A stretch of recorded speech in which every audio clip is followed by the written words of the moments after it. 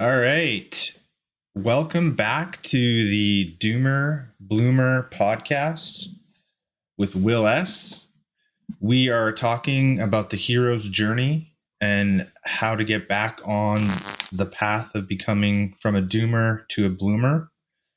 We're talking to people who have been through the ringer of life and want to tell their stories, what they're working on. They're creators, not necessarily entrepreneurs. Today on the podcast, we have a returning and well-known, well, let's call him a legend. Oh, thanks, buddy. So his name is Mike Messier. He's been on the podcast last year. You may remember he did 4 episodes for me last year when I was going through a bit of mental health stuff.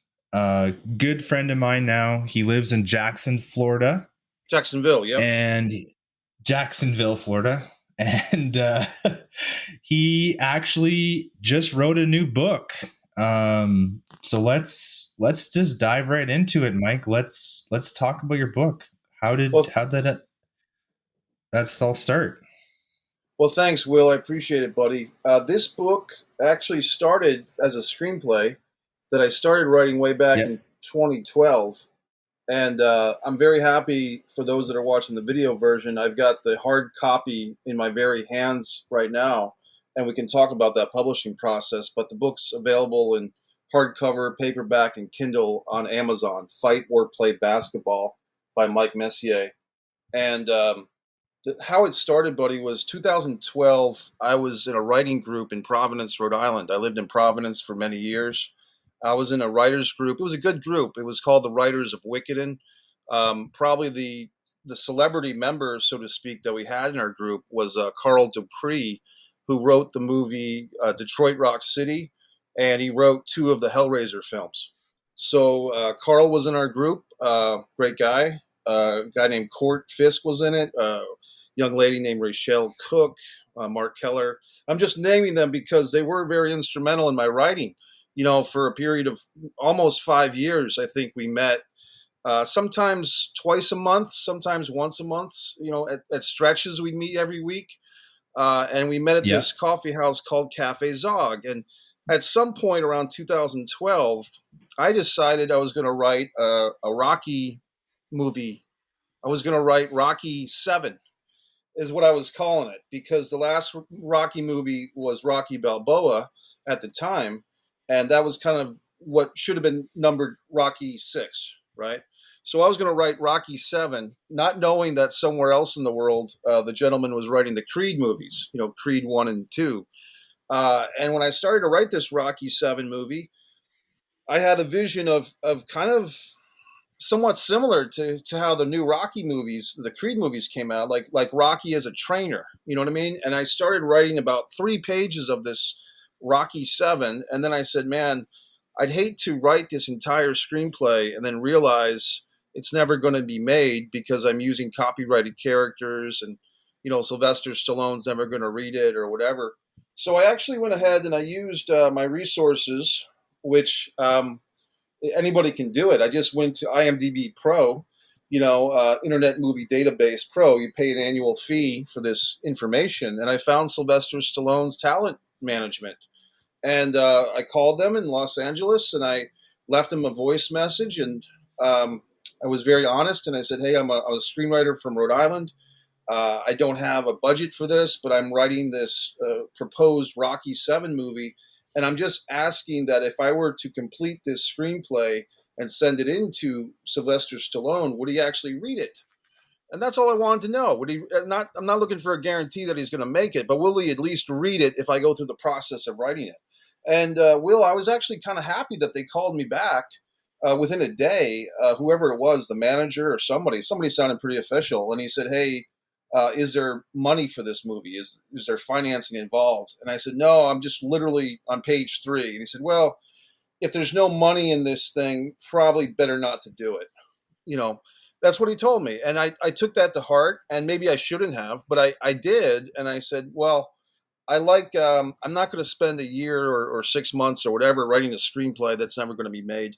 Let me take this seed of an idea and make it something else. And that's when I made Rocky an African American man named Sweet Sugar Brown. Instead of being the world champion and fighting Clubber Lang or Apollo Creed, Sweet Sugar Brown's backstory is that he was a fighter from Providence, Rhode Island. He was kind of Providence's Muhammad Ali type in the 1970s. He was fighting a European champion in Providence for the title, and Sweet Sugar Brown kind of got screwed on a decision, which may or may not have had some racial undertones to that. And then, so Sweet Sugar Brown is accomplished, but he's a little bit bitter because he never won the title. And he has a guy from Slovenia, Punch Pangora, who comes over from Slovenia, is looking to get his U.S. citizenship, and he feels that in order to get his U.S. citizenship, he's got to prove that he's the world champion in boxing.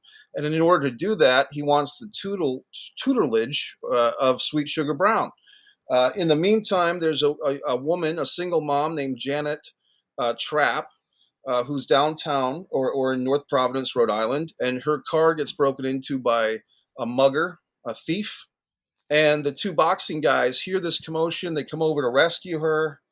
The three of them strike up a friendship. She is a single mom. She's only, 37. Sweet's about 60. Punch is about 25. And they both have an interest in her. And so there's kind of this machismo story of the two guys dueling for this woman's attention or affection. And in the meantime, through another kind of wrinkle in the story, Janet's son, Jack Scratch, who's actually kind of the lead character in this whole thing, Jack kind of comes to the forefront because he's a high school basketball star who's looking to get a basketball scholarship, hopefully to Providence College in Rhode Island. But he wants to figure out who are these guys that are interested in my mother that are saving her from a mugger. Who are these guys that are interested in my mother saving her from a mugger? That's an interesting rhyme. And so Jack goes to the boxing gym, and when he discovers Jack, through the help of Punch and Sweet Sugar Brown, they discover that this kid's a natural boxer as well. He just has amazing hand speed. He's got a certain fearlessness to him. He doesn't have the experience because he's never boxed before, but he just takes to it naturally. And so, like any good protege, once the student arrives, you want to capitalize on that, because if you're the trainer or the manager of a young boxing champion, that's good for you as well. Once it gets back to Jack's basketball coach, Coach Steele, that Jack is now boxing, Coach Steele doesn't like that because they've got a big basketball game coming up. Jack is by far the best player on the team. The best player in Rhode Island, like the guy that has, college scouts already looking at him. And this boxing stuff can do nothing good for basketball. So that's why, and of course, Will, as you know, there's a big game at the end. There's a day where Jack has the big fight and the big game on the same day. And so the question for Jack to figure out is, what's more important, to fight or play basketball?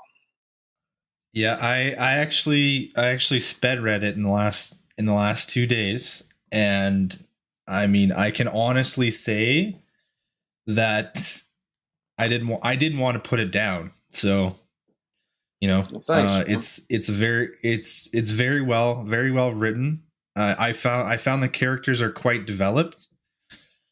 So I mean, what my question is like, where, like, so you morphed it from a Rocky Balboa 7 to a Providence, Rhode Island. You basically turned it into your own work of fiction, right? Like, where do you find inspiration for your works? Like, what does everyday life, or is it your interest in boxing and athletics? What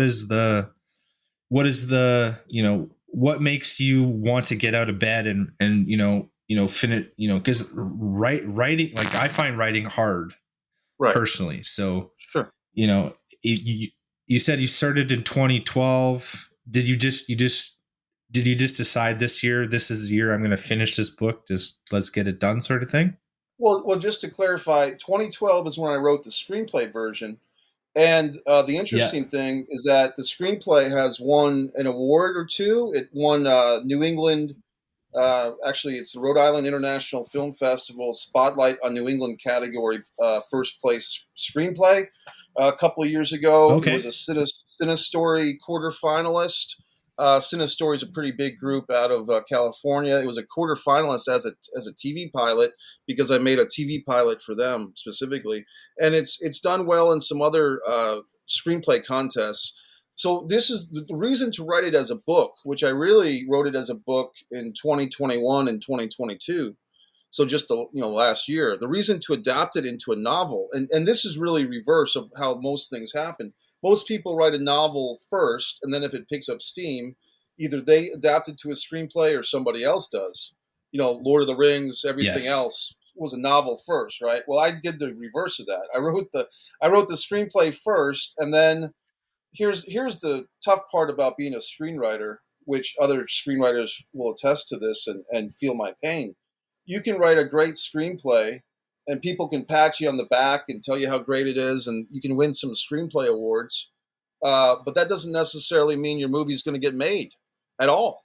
And if it does get made, if you're lucky enough to have your movie made, it may not be made well. And I've experienced both of those sad outcomes in various other projects. So for me, when we experienced this worldwide situation, as I like to call it, for the last couple of years, and there was a lot more time to be solitary and do some writing, I decided first just to really get going and start working on my books, my scripts into novels. And so here's A Distance from Avalon, When the Dying and the Dead Reunite. I did that one first. That was a lot easier because it was shorter. With fighter play basketball, I mean, just kind of knowing your own stories. Like I have about 12 screenplays I've written, and just knowing that fighter play basketball is the one that most people like. Most people can't really argue with it and say this screenplay sucks or these characters are weird or I don't like, what I mean? It's not a profane story. There's some adult issues, but it's really a young adult story is what it comes down to. So people can't really argue with this book, or they can't argue with the screenplay. So I used Yeah. the Kindle Vella to really get in the weeds here for people who like writing. Kindle Vella is this new thing from Amazon where you can write a story in episodes and release them to the public in episodic format. So you don't have to write a whole book in one sitting. Basically, you have to contribute 600 words or more for every episode. And once your book is finished, people can buy it with tokens. And tokens, if you're an Amazon Prime member, you get a bunch of tokens for free, and you use these tokens towards reading somebody's book in increments. So I did that first with fighter play basketball. I did the incremental Kindle Vella thing. And then once it was done and kind of resting for a couple of months, I went back, and this is where the fun part began. I took all those episodes that I had written, and then I basically went through like that was like the first draft. Then I go back and I tweak it and I clean it up and I spell check and I grammar check and all that good stuff you've got to do to make it a more presentable novel for people. Uh, that's the long-winded story of it, So, yeah, that's the long-winded version of it. Oh, I should answer. You Yeah. know what? I don't mean to cut you out. Well, to answer your question, Morby, that's the nuts and bolts. The creative side of it is creatively. I think you probably were thinking more in terms of that question. The creative thing is when I was a kid, there was a T-shirt that was circulating around for a while that I think a kid in my elementary school wore it. I think his name was Brian Hazard. He wore this T-shirt that said, "It is better to wrestle and lose than to play basketball and win." And so he was the first guy I saw wearing this T-shirt. It is better to wrestle and lose than to play basketball and win. And I was one even when I was a kid, I'm thinking is there really like a thing where wrestlers don't like basketball players, or like, you know what I mean? Is there a rivalry between these two sports? And I don't, Yeah. I don't Okay. think there really is. I just think it was just a glib T-shirt that somebody put together. Like some, wrestling enthusiast looks down on basketball because who knows why. But I started, and then there was another situation, I want to say in 1995, where the boxing champion Roy Jones Jr., who in 1995, he was like the best pound for pound boxer in the world. He's not really spoken of that way anymore, but um, before Floyd Mayweather Jr., uh, Roy Jones was the man, right? So he was so good that he had a fight on an HBO card one night on a Saturday night at 10 o'clock Eastern was his fight. Well, that afternoon he played a basketball game for the United States Basketball League, which is a second or third rank, feeder league for the NBA. So he's playing technically a professional basketball game on a Saturday afternoon, and I'm assuming he took a shower and had something to eat, and then he goes to the arena to defend his boxing title. And I looked it up recently just because I reminded myself, oh, that's an interesting story, because that's kind of what happens with Jack in my book. And Roy was able to win both contests. He was on the winning side of the basketball game, and he won his boxing match. So those are some seeds creatively. Yeah, some creative seeds that slipped in there. Some other stuff is just like the single mom, Janet Trapp. Here's a little thing, a kernel. I mean, I don't know exactly what I was thinking, but one of my favorite TV sitcoms as a kid was Three's Company, and the two main characters were Jack and Janet, who were roommates. For this story, I ended up making Jack Scratch the name of the kid, the 17, 18-year-old kid, and his mom is Janet. So just kind of get those names from the show Three's Company. And the Slovenian boxer of Punch Bangora, I'm not really sure where I got that from, buddy. I think I literally Googled Eastern European countries, and just to find, for me, an obscure country that I knew nothing about, which was Slovenia, because I wanted Punch to be a mystery character. I wanted this boxer who is about 25 and he's looking for a better life, and he becomes Jack's friend, and he kind of becomes the romantic involvement for his mom, and he's struggling with his own citizenship. I wanted that guy to be a mystery, so making him a mystery by making him Slovenian when I didn't really know much about Slovenia seemed to be the way to go. Well, yeah, I think out of all the characters, I think I like Punch the best. I don't know. I don't know why. I think I just resonated with the fact that he's in a foreign country trying to get his papers. Maybe that's part of my own struggle right now. But it's did you edit it all yourself, or did you have someone else look over and edit, or did you have your own? What was your process for the editing when you trans?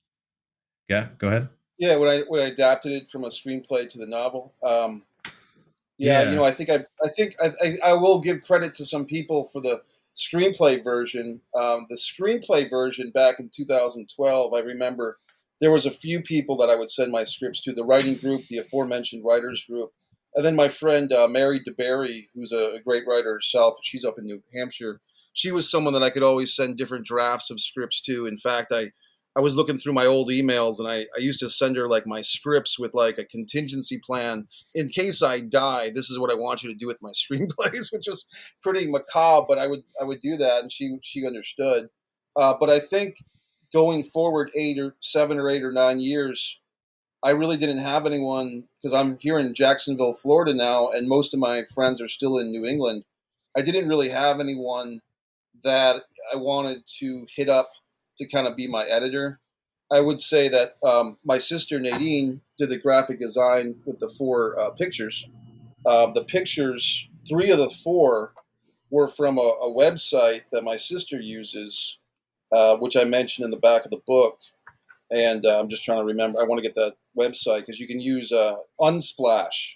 So the three pictures on the cover, uh, the photographers are Jeffrey Ernhus, Talon Desacroix, and the professional boxer is actually a real pro boxer named Louis Sylvester, and a guy named Chris Kendall took his picture. But I was able to use these photographs uh, basically free of charge from Unsplash. And then my friend Okay. Jose Gonzalez contributed his photo for Sweet. So my sister Nadine, who's a great graphic designer, she did the cover. Yeah, I was particularly drawn to the cover. Like I mean, I'm not a designer by any stretch of the imagination, but I like aesthetically, it matches what's going on in the book. The only thing that I was like, I'm not knocking you at all, but the only thing I was a little bit confused about is there was a bit of a love interest with Jack there, and Yes.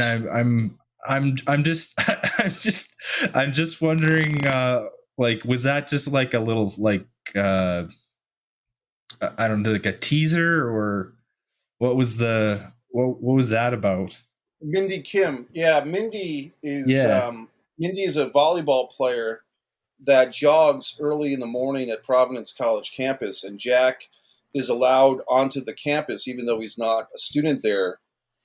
Still a high school student. So he's befriended Sal, the security guard, who lets Jack, Yeah. shoot his basketball hoops before high school. And through a turn of events, he meets Mindy Kim, and she's a slightly older woman, because she's a college freshman and he's a high school senior. And there is some intrigue there, and there's even a moment when the story has gotten to the point where Jack is very frustrated that his mother appears to be dating either Punch or Sweet or both, and Jack kind of feels, or he does feel, hey, every time I get close to somebody, my mom kind of screws it up.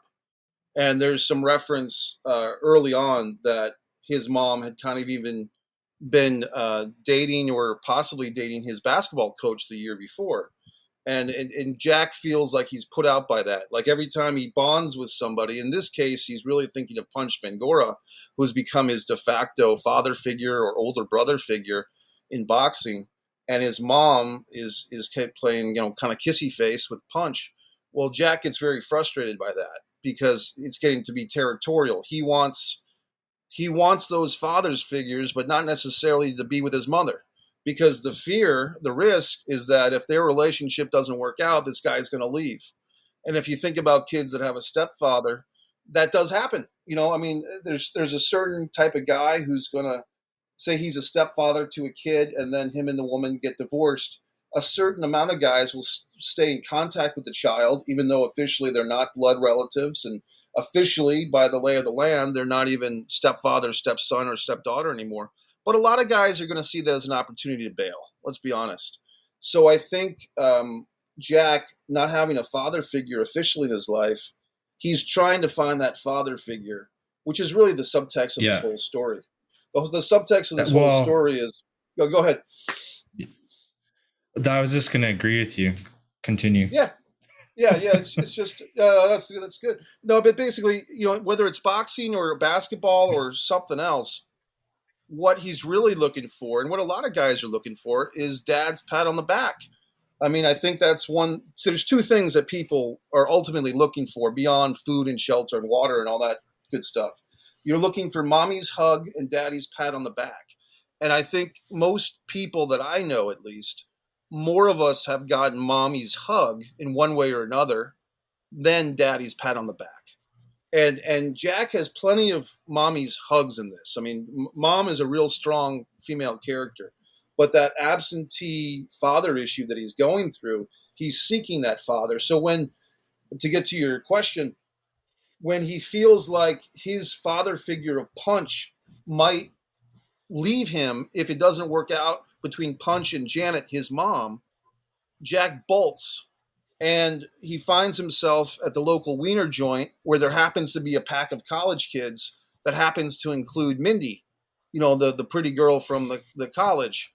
And, Mindy, being a young woman in her prime, she kind of takes Jack in, perhaps for a couple of nights, which is, I did not go into the details of that, thinking this could, be a story that's more like a young adult, read by high school kids. I didn't want to get into the graphic details of Jack and Mindy behind closed doors, but it's up to the reader's imagination what exactly those two wild kids do. And at the end, Mindy makes kind of a special cameo comeback towards the end of the book. Yeah, no, that I felt that was the, like, I think coming around to, like, that was the subtext that I was kind of getting at too, is the absentee, like, if the absentee father figure or lack of a father figure role. And then the other thing that I like, because, like, at least here in Canada, we don't have it as much, is the athletic scholarships, right? The, like, because the end, like, besides, like, because there's the boxing match in the morning, and, right. then there's the basketball game in the evening, and Jack, well, they basically foul out right at the very end, but they have all the prospective scouts, right? This is a high pressure. Is that something that actually happens in Rhode Island? Like, people are looking for kids to go on these athletic scholarships. Not just Rhode Island, but the whole the entirety of the United States is even kid. I mean, LeBron James was being scouted, I think, at the age of 14, if not 12. You know what I mean? Like, these colleges are so hungry to have the next big thing, because the more, like, for instance, Providence College that's in this book, they do play their big games at the Dunkin' Donuts Center, which is a 15,000 seat arena where the WWE does pro wrestling pay-per-views, and Vinny Pazienza, the boxer, used to fight there, and Kiss plays there, and that's where the college basketball team plays their bigger games, and they oftentimes sell out. That's just in Rhode Island, which is the smallest state in our country by far.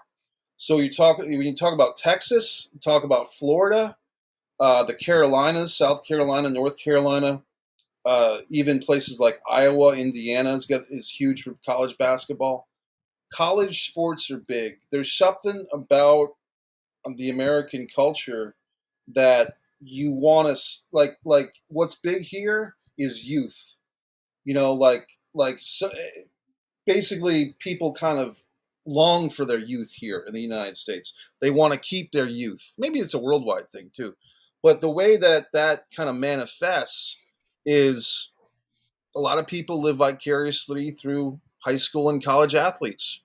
And there's a big group of people that prefer to watch college sports in the USA, like the NCAA men's basketball tournament, women's basketball tournament.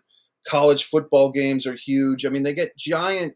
Some of the college football coaches here in the USA get more money when they're coaching college than if they go to the NFL. So I mean, college sports and college is where the real money and excitement is, and some of the corruption with things like boosters and stuff like that. But in order to get to that college level, they're scouting high school kids, and that is a reality. Okay. Would I mean, this is just where my brain goes, but would you think about writing a sequel? Like, yeah, I did. like, thanks.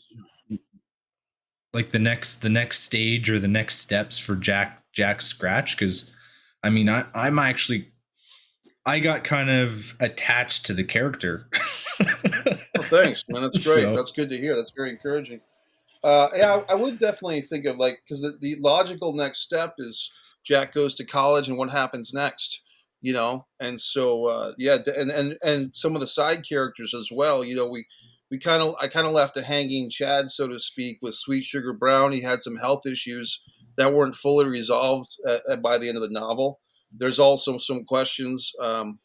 Punch Pangora, will he get his citizenship? Will he and Janet continue their kind of dating, or maybe not?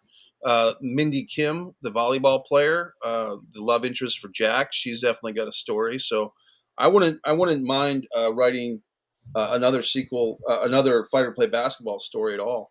In fact, kind of along those same terms, Will, the reason I put the subtitle on, Every Shot Counts, that subtitle came very last minute.